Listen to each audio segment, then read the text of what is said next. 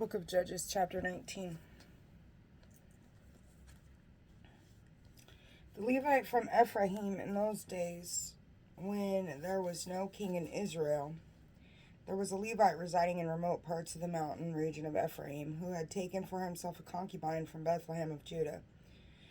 But his concubine spurned him and left him for her father's house in Bethlehem of Judah, where she stayed for some 4 months. Her husband then set out with his servant and a pair of donkeys and went after her to soothe her and bring her back. He arrived at her father's house. When the young woman's father saw him, he came out joyfully to meet him.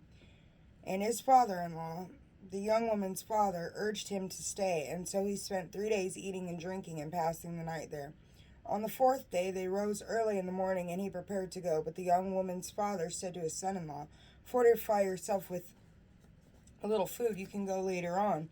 So they stayed, and the 2 men ate and drank together. Then the young woman's father said to the husband, "Why not decide to spend the night here and enjoy yourself?" The man made a move to go, but when his father-in-law pressed him, he went back and spent the night there. On the 5th morning he rose early to depart.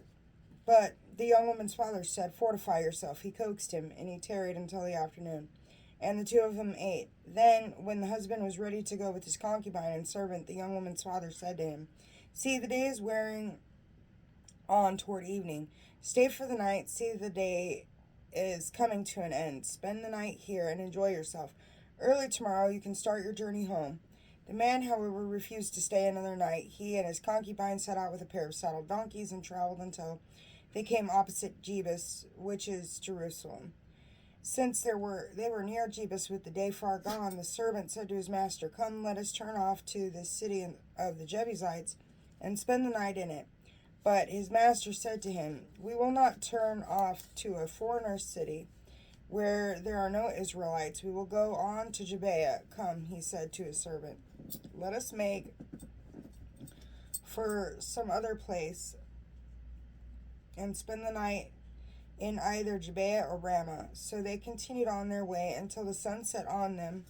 When they were opposite Gibeah of Benjamin, there they turned off to enter Gibeah for the night. The man went in and sat down in the town square, but no one took them inside to spend the night. In the evening, however, an old man came from his work in the field. He was from the mountain region of Ephraim, though he was living in Gibeah, where the local people were Benjamites. When he noticed a traveler in the town square, the old man asked, "Where are you going, and where have you come from?"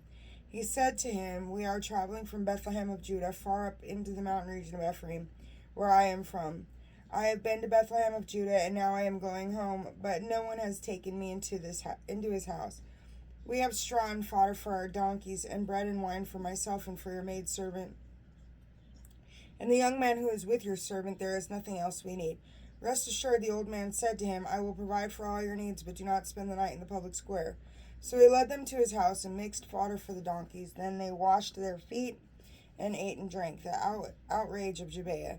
While they were enjoying themselves, the men of the city, a bunch of scoundrels, surrounded the house and beat on the door. They said to the old man who was the owner, "Stop it!"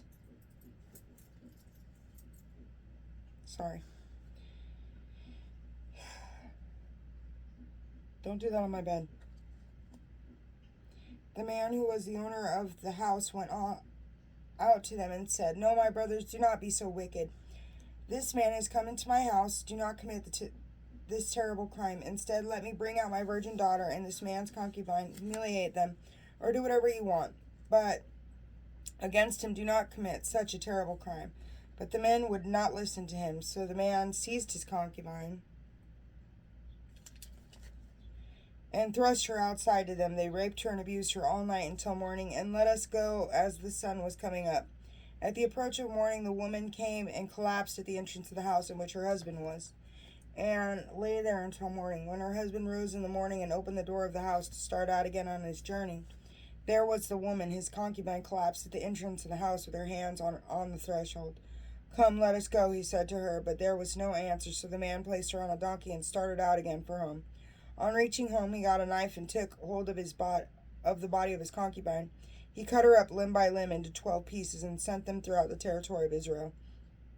He instructed the men whom he sent, "Thus you shall say to all the men of Israel, Has such a thing ever happened from the day the Israelites came up from the land of Egypt to this day? Take note of it. Form a plan and give orders.